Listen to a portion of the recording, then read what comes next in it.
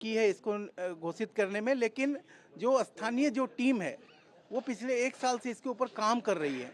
तो चुनाव लड़ना संगठन बनाने के बाद का जो इमीडिएट रिजल्ट होता है कि हम चुनाव लड़ सकते हैं। तो जहाँ जहाँ हमारा संगठन बन गया है तो धीरे धीरे उन सभी राज्यों में हम चुनाव लड़ेंगे। आज मिजोरम में कुछ हद तक हमारा संगठन बना है, तो जिन विधानसभाओं में ये संगठन है वहाँ वहाँ हम लोग चुनाव लड़ेंगे। सीटों पे तैयारी कर रहे हैं आप लोग? मोटा मोटी जो आइजोल और उसके आसपास 11 विधानसभा सीटें हैं।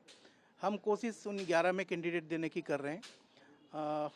बाकी कल या परसों तक हम लोग लिस्ट फाइनल करेंगे। कल आप लोगों ने अरविंद केजरीवाल से मुलाकात की थी, आपके नॉर्थ ईस्ट के इंचार्ज और अध्यक्षों ने, क्या कुछ उनसे बातचीत हुई? उनका आश्वासन है कि आप चुनाव लड़े और क्या विधि प्रचार के लिए जाएंगे, ऐसी कोई बातचीत? देखिए, माननीय अरविंद केजरीवाल जी का उत्तर पूर्वांचल के प्रति हमेशा से एक अलग तरीके का स्नेह रहा है, अलग तरीके का उनकी कोशिश रही है कि उत्तर पूर्वांचल की समस्याओं को के ऊपर ध्यान दिया जाए, उत्तर पूर्वांचल में काम किया जाए।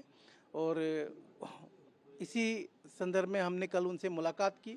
मुलाकात करने के बाद जो चीज़ समझ में आई कि वो बहुत ज़्यादा उनका इंटरेस्ट है कि उत्तर पूर्वांचल में पार्टी आगे बढ़नी चाहिए। आप लोग की बात हुई कि वो चुनाव प्रचार के लिए जाएंगे? चुनाव प्रचार के लिए तो अभी कोई इसके बारे में कोई चर्चा नहीं हुई। जहाँ तक है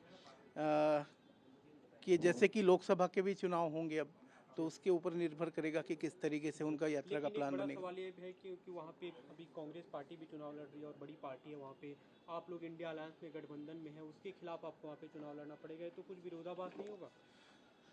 नहीं, ऐसा तो सभी राज्यों में होगा कि आज मान लीजिए मध्य प्रदेश है या छत्तीसगढ़ है, तो वहाँ भी हम भी चुनाव लड़ रहे हैं, कांग्रेस भी चुनाव लड़ रही है। देखिए कि जो इंडिया अलायंस का गठन हुआ है, इंडिया अलायंस का गठन विशेषकर लोकसभा के लिए हुआ है।